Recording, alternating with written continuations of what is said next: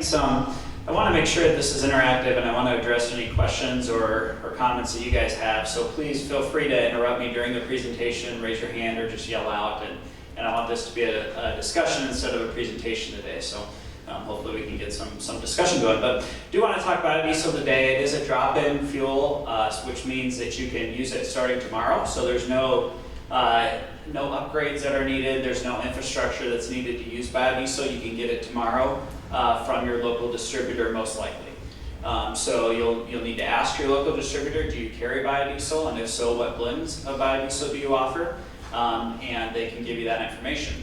If their answer is no, then you can go out and look at other distributors who may carry biodiesel blends, and you can find one that can get that for you. So very easy replacement, easy to start using, and has some really good advantages and good emissions benefits. So I want to talk about biodiesel, but I want to spend just a quick minute to talk about Renewable Energy Group.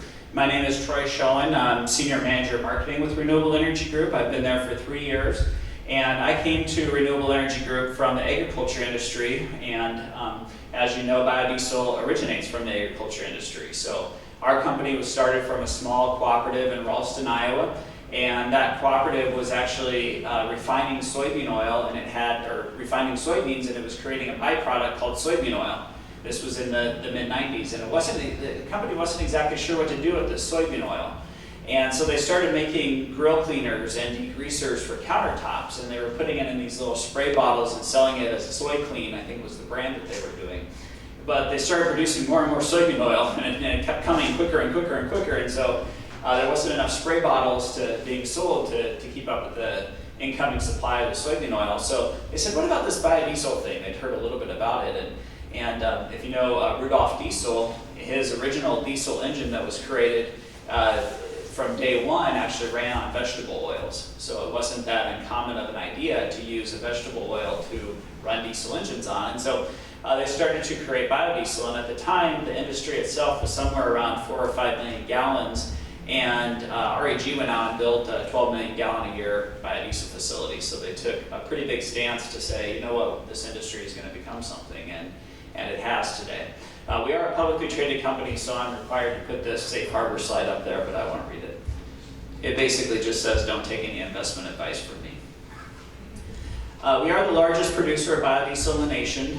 We sold 587 gallons of biodiesel last year, $2.2 billion in revenue, and come a long ways. The industry itself is right around 2.4 billion gallons, the biodiesel industry, and we're 587 million gallons of that, so pretty significant, and have come a long way since the early days in Ralston, Iowa.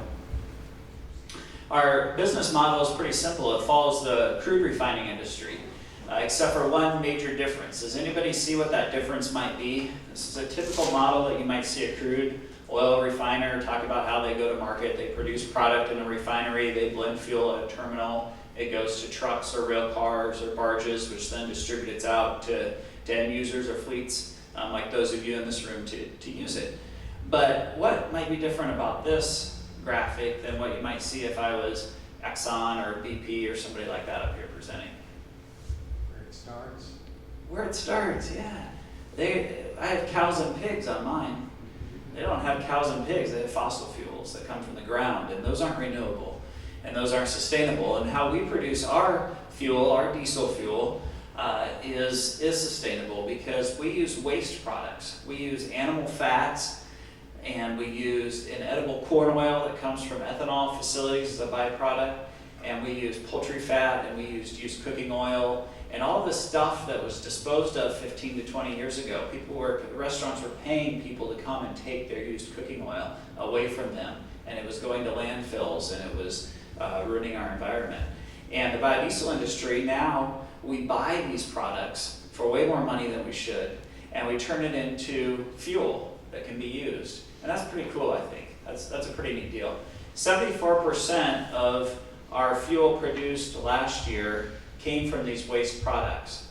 We still have 2 facilities which are using what I might call virgin vegetable oils. That's our original Ralston facility, which is still tied into that soybean crush facility. And then we have a facility up in Grays Harbor, Washington, which is in the heart of canola growing country, and so it produces canola oil. biodiesel. But the rest of our facilities, the rest of our 13 facilities across the country, use these waste products that were disposed of 15 or 20 years ago. So we're really a recycling industry when you get right down to it, more than anything.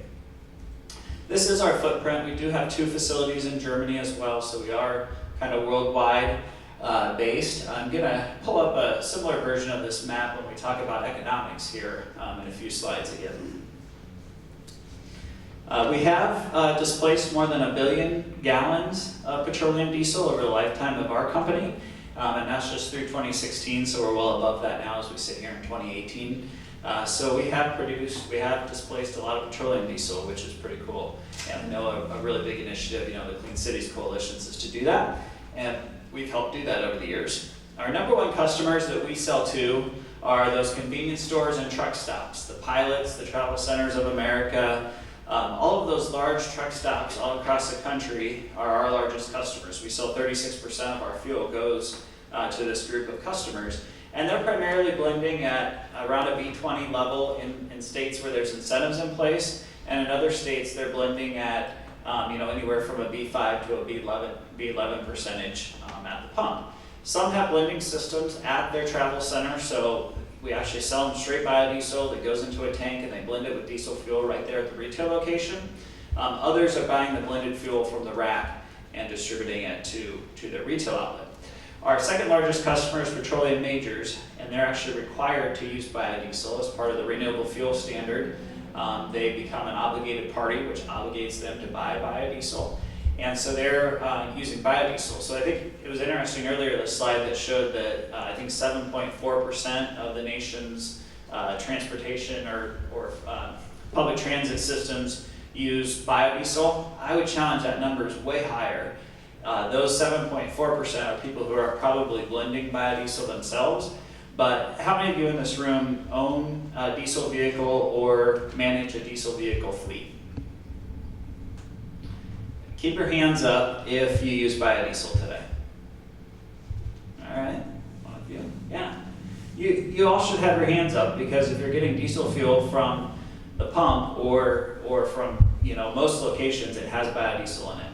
Because the petroleum majors are blending up to a 5% biodiesel. You can put 5% biodiesel in your petroleum diesel, and it's the same exact specification as diesel fuel. You don't have to tell anyone you're doing it. Okay, so these petroleum refiners, the people who are refining and creating the diesel fuel, are blending biodiesel in that product and sending it out there, and you probably don't even know it, that you're getting biodiesel today.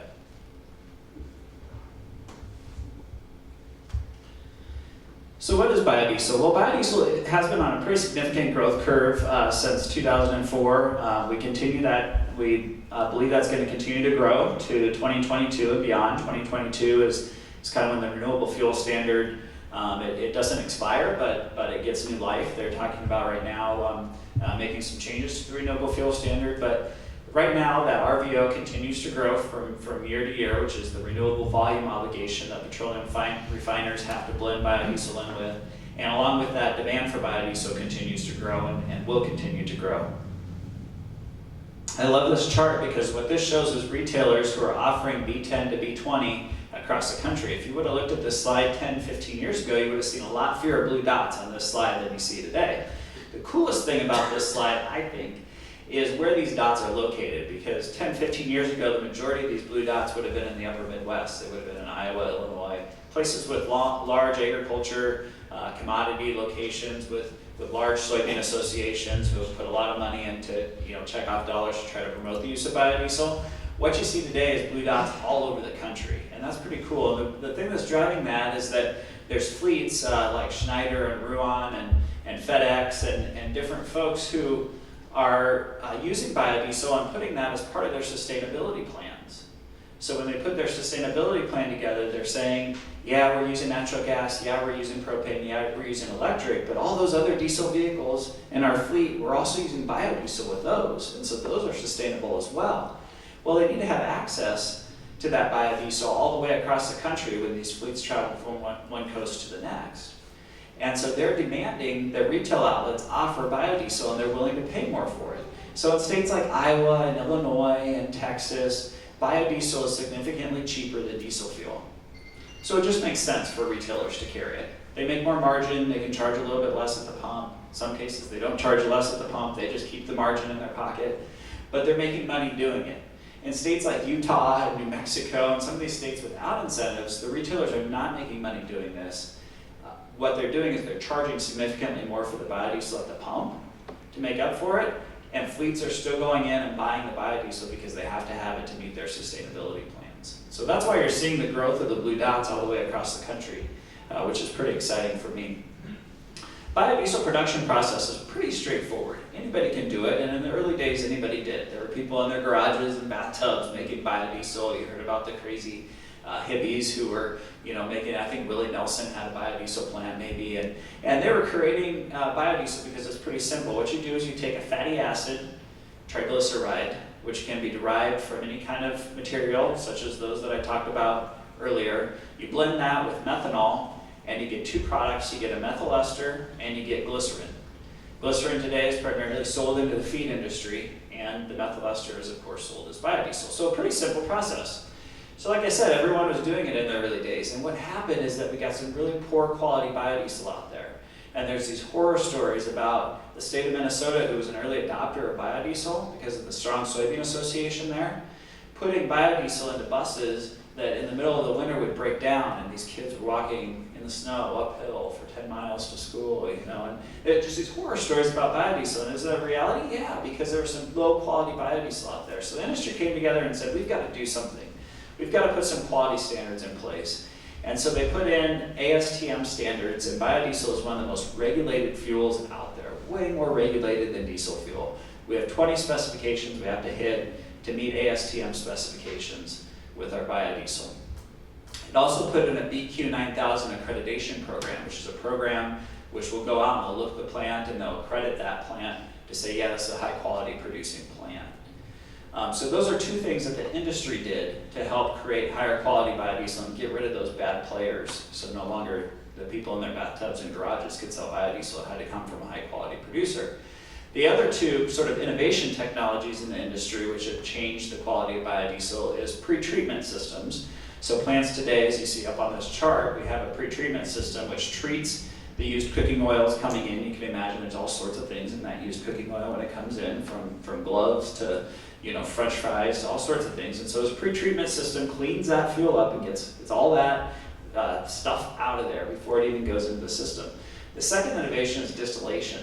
Majority of our facilities today have a distillation column on the back end, and you might know distillation from whiskey or vodka. Still breweries have distillation. Well, we have distillation in our biodiesel plants as well, which is a pretty sophisticated technology for a somewhat unsophisticated process to go through. And we have that in our facilities. So we create much higher quality biodiesel today than the early days. So if you at one time used biodiesel, or you have a friend that used biodiesel and they say, oh, that stuff was awful, it gummed up my system or this or that, try it again, because today's biodiesel is way different than it was back in those days.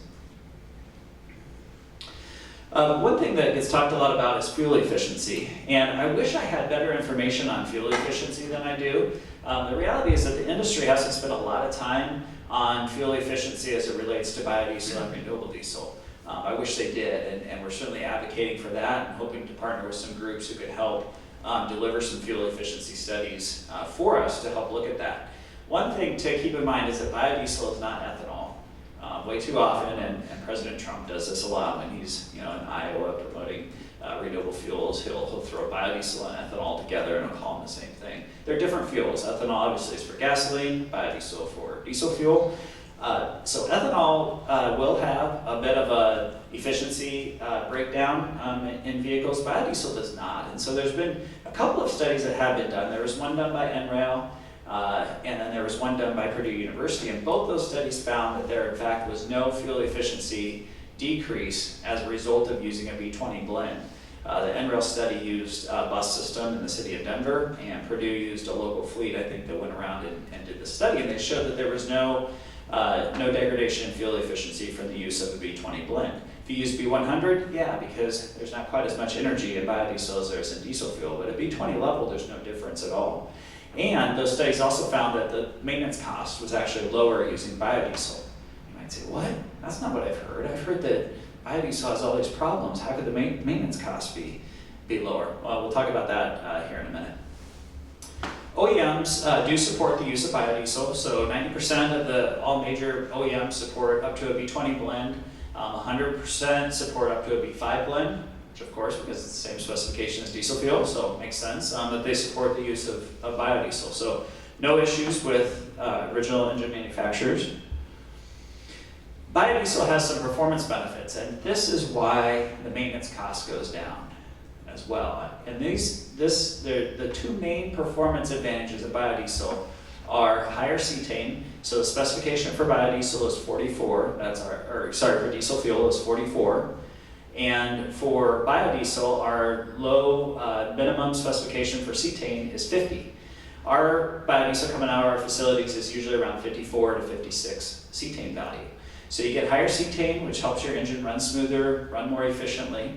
Second big performance advantage is lubricity. Biodiesel has significant lubricity components to it. When diesel fuel went to ultra low sulfur diesel and took that sulfur out of the diesel fuel, they also took the lubrication out of it. And so people are having to add lubrication additives back into the fuel. You don't have to do that. You can just add biodiesel. Just a 2%, so a B2, biodiesel will actually double the lubricity in that fuel. That's how much lubricity is in biodiesel. So if you're using a B20 blend, you're getting a lot of lubricity in that fuel, which helps that engine run smoother and run more efficiently. And reduces the maintenance costs as well. For greenhouse gas emissions, we usually traditionally show greenhouse gas benefits by that gray bar, which is the B100 basis. But I put the B20 basis on there because nobody's using B100 today. They're blending at a max 20% level in their engines. And so I wanted to take a realistic look at what the greenhouse gas reduction emissions are. And so the bottom bar, the 0%, is straight ULSD federal diesel. And then everything above that is the percent reduction in that emission that you get with a B20 or B100 blend.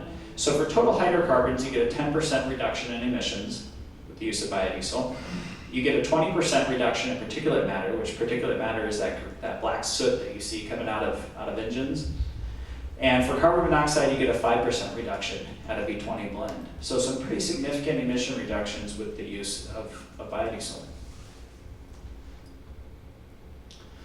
So then, kind of the third component I like to talk about, if I could, deliver you a fuel that has better performance, has improved greenhouse gas reduction emissions, and saves you money, would you be interested? Most of you would say, yeah, I'd be interested in that. So why isn't everybody using biodiesel? Wish I had the answer to that. But a lot of times it comes down to the economic component of it. And so I want to take a look at the economics of it and kind of walk through this. I looked up what the price at the rack is here in Baton Rouge this morning. So I actually looked up the ExxonMobil terminal here in Baton Rouge, what I could go there and get diesel fuel for.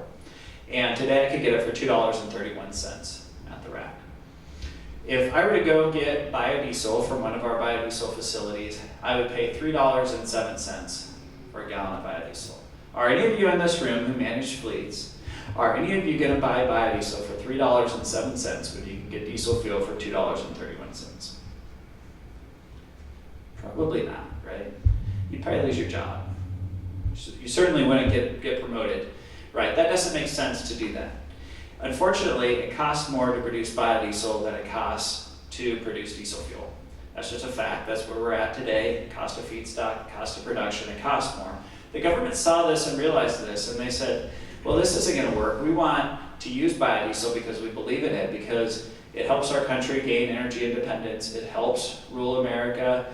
It helps our environment. It has all these great attributes, so we want people to use biodiesel. So just like they do with thousands, hundreds of thousands of other industries, they put a program in place to help offset some of this cost for the biodiesel industry. And this program is called the Renewable Fuel Standard, and it created something called RINs, Renewable Identification Numbers.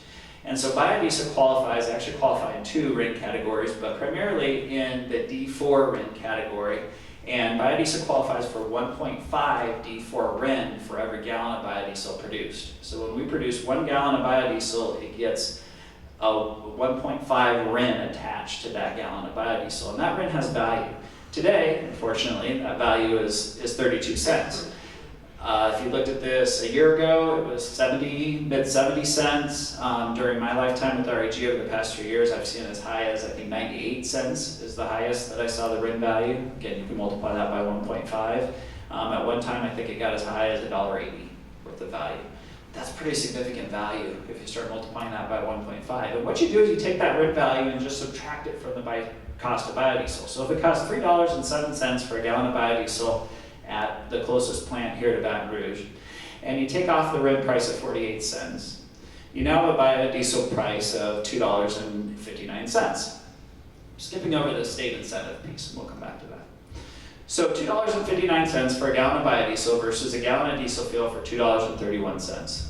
Maybe you're using it now. Maybe you believe in the environmental benefits. Maybe you have a sustainability plan and you need to do something with those diesel vehicles that you haven't converted over to CNG or propane or electric, and you've got to do something. You got to figure something out with those. And so maybe you're spending that $2.59 for a gallon of biodiesel, but maybe not.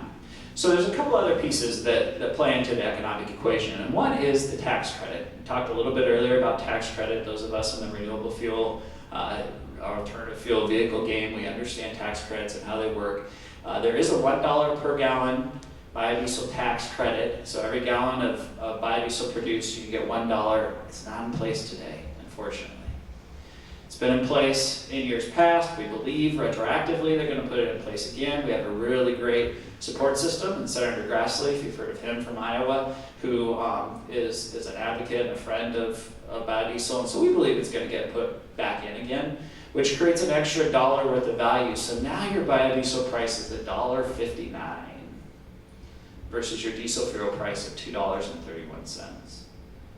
That's a pretty significant savings, right? Now you're looking like a hero because you're spending less for biodiesel and you're also getting all those other benefits we talked about. And then the third benefit on top of all that is the state incentive, which unfortunately today Louisiana does not have a state incentive in place. They have one on the books, but it's not enforced. But in some states such as Iowa, you get up to 8.5 cents per gallon off your fuel as a result of incentives. In Illinois, it's 6.25% off your taxes. In Texas, it's 20 cents for a B100 gallon. So states have different incentives in place to help incentivize, which helps reduce this cost even more. So that's pretty significant, and that's where it's fun to go around and talk about biodiesel, because it has the performance benefits, it has the emissions benefits, and it also has a cost benefit. One thing to keep in mind is the cost to get the biodiesel to a location such as Baton Rouge. And that's one thing that we need to talk about as a group, and I hope to have conversations with you guys about how we can get biodiesel here and get it here more economically, because I looked it up and we're 350 miles away from our closest biodiesel plant in Texas. That's quite a bit of transportation cost to get biodiesel down here. I think there's one biodiesel plant in our state. I think it's kind of in central Louisiana. And there just isn't a lot of biodiesel production here, and so it does cost to get biodiesel in here. I think some is coming into the port, I think some is being imported in, but there's just not a lot of biodiesel availability here, and it costs quite a bit to get it here. That helps offset some of that 72-cent savings that you could be getting. But there's options and there's opportunities. Just want to spend one quick second on renewable diesel, because I feel like a bit of a tease when I talk about renewable diesel, because it's really not very available. All of it's going out to California, so I don't want to spend a lot of time on it, but it is a great fuel. Renewable diesel has the same specification as diesel fuel, so it is truly a drop-in fuel. At 100% you can use it. There is no difference molecularly between the two.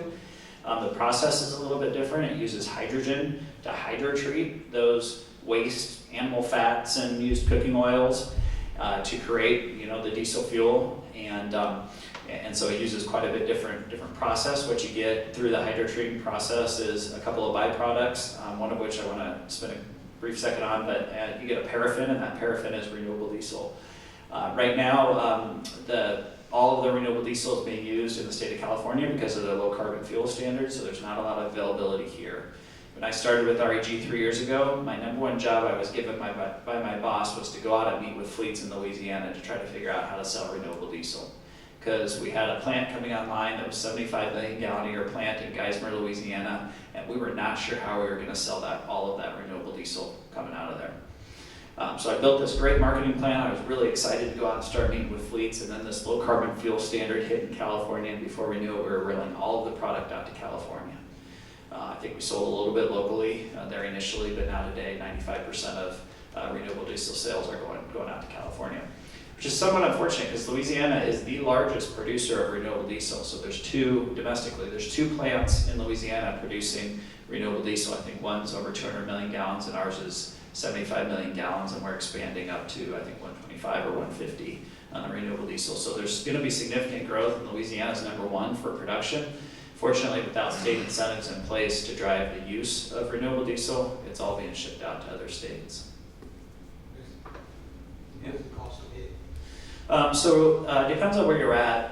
So in California, with the low carbon fuel standard, there's about $1.60 per gallon of incentive put on that gallon of renewable diesel. So in Louisiana, for me to sell it to you, I would have to get that $1.60 that I can get in California through the low carbon fuel standard for it to make sense. Renewable diesel roughly is the same cost as biodiesel, but you have to add in that $1.60 worth of LCFS value on top of that. Renewable diesel does qualify for 1.70 for a RIN, so you get a bit of a bump in RIN value with renewable diesel versus biodiesel. But overall, you're probably looking at, here locally for renewable diesel, could be as high as $2 per gallon more than diesel fuel. So, yeah. Do you know the carbon intensity is LCFS for renewable diesel for? Yeah. So, Yep, yeah, the question was the carbon intensity on renewable diesel for our facility. It's roughly 35. So we base most of our contracts on a CI of 35. Sometimes, depending on the feedstock, it runs lower than that. Yeah. Are you going to get the aviation fuel use and military use? Yeah, the question was aviation use and military use. So jet fuel is something that some of our competitors in this space have really been spending a lot of time on and looking at. We traditionally have not spent a lot of time on it, but we do have some things in place to look at use of it into jet fuel. Military is something that we're always working with the department to try to figure out ways to get renewable diesel in there. We have in the past sold it, and also biodiesel too. We sell a lot of biodiesel into different defense contracts as well, so we're constantly looking at that. Yeah. I think I lost where you said, how much does it cost in California for the? In California, it'd be on par with diesel fuel cost, so those two would be about the same. In Louisiana, it's going to be about $2 more per gallon than diesel fuel. So I thought you was getting back $160 on each gallon. Yeah, roughly somewhere around the $1.60 or so.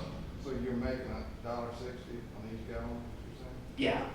Yeah. Well, the supply chain, the chain is, so that's not all going into our pocket, but yeah, essentially there's $1.60 worth of value in the carbon credit assigned to the state of California, and that $1.60 is what's drawing the demand of the renewable diesel out to that state. So anything that we would sell locally, we'd have to overcome that $1.60 that we're getting for it I out in understand what you're California. saying now, I'm just trying to see what's the incentive for them to buy this. Yeah. California, if they're just paying the same regular diesel. Yeah, because of this incentive, as well as there's a cap and trade program as well in place there, and there's some other California incentives that would take way more time than I have here to kind of get into how that all works. But yeah, essentially that's the way the economics work, is that California, it's the price of diesel. Here locally, you'd be looking at somewhere between $1.50 $2 more than diesel for it. So. The other product that I mentioned was as a byproduct, I just want to spend a second on, is a byproduct out of the renewable diesel plant is renewable propane. This is a really exciting product when you start thinking about the advances in the propane industry, and being able to produce a product that's renewable propane is very, very exciting. And we're really excited about this. We're just sort of in the initial stages of this. We just got it approved through the EPA for RIN generation, and so we're super excited about this product and the future for renewable propane. So it's something to keep your eyes on, and if you have a potential use for that or demand for that, please let me know. I'd love to talk to you more about that.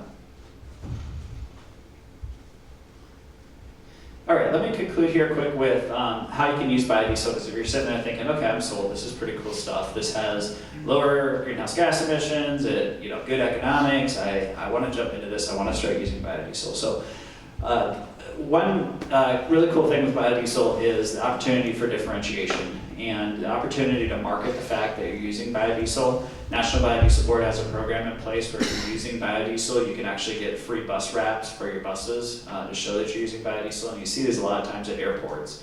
If you fly a lot, you can go to an airport and you'll see that this bus powered by biodiesel. Most likely it was MBB paying for that bus wrap on their buses. So it's a really good opportunity to differentiate your fleet from others. Decide first if you want to buy straight B100, straight biodiesel, put it in a blending system and blend yourself. That's your greatest economic advantage. That allows you to get the tax credit, it allows you to get all of the RIN value, and that's going to be your greatest economic opportunity is for you to put in a tank and do your own blending. Obviously there's some upfront infrastructure costs associated with that. Usually it's about a 6 to 12 month payback on that. The second option would be to go to your distributor and buy a blended fuel biodiesel. And that's just a simple question. Distributor A, do you carry biodiesel? If so, at what blend levels do you carry it? I'm interested in using it. I'd like to use it up to a B20 blend. Are you willing to partner with me on that? If their answer is yes, terrific. They probably have access to it at the rack and they can get it to you. They may charge you a little bit more for it, and you can challenge them and say, I saw this really great presentation last weekend and you're supposed to be charging me less, not more. And they'll say, who was it? I want to go talk to them. Because most likely they're keeping that value and not traditionally sharing it. So you can ask them, if they don't have access to it, then say, okay, if you don't have access to it, I'm going to go to another distributor that does. And then they might say, oh, actually, we do have access to it. But if they don't, then you can go to another distributor that does, because I'm sure there's some locally that do offer biodiesel. So that's another way to start using it tomorrow. And then educate your employees about the advantages of it. I've heard some fleets say, I don't even tell my employees that we're using it, because as soon as I do, all of a sudden the truck tire goes down and they're blaming it on biodiesel. So some of them don't even tell 6 months in and say, hey, did you know 6 months ago I switched to a B20 blend? Have you seen any differences from a maintenance perspective because of that? And they'll say, no, I haven't seen any difference at all. And so some people don't even tell, but educate your employees about why you're doing it and the benefits of doing it. And then just sit back and enjoy the advantages that you get with it, and feel free to market it and have a lot of fun with the opportunity for a more sustainable fleet overall. So.